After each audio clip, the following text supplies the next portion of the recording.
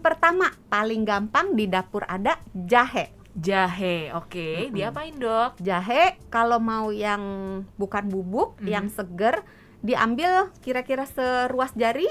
Seruas jari mungkin sekitar 2,5 cm. Oke. Ya, ambil 3 buah yang seruas jari. Diiris tipis-tipis atau mau dicincang boleh, mau diparut boleh. Terus direbus. Oke. Direbus dengan air mendidih, mungkin 10 menit, 15 menit.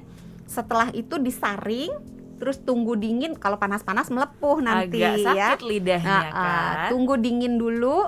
Udah agak, jangan sampai dingin, hangat lah ya.